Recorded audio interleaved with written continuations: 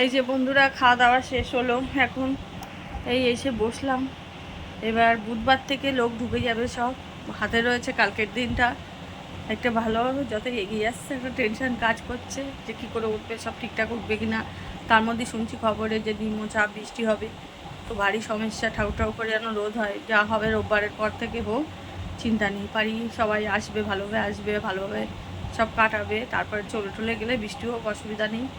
এই তো আমার ইচ্ছে মতো তো হবে না, যদি ভগবান সবাই থাকে তো হবে, যেটাই দেখা যাক কী হয়। তো এই খেয়ে দিয়ে এসে বসলাম।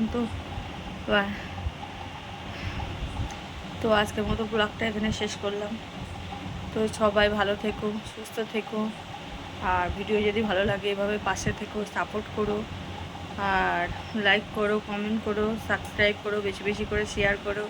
তো আজকের মতো শুভরাত্রি। মানে আবার কি একটা বেরিয়েছে এই যে। টাটা, বাই, সবাই ভালো থেকো, সুস্থ থেকো, গুড নাইট।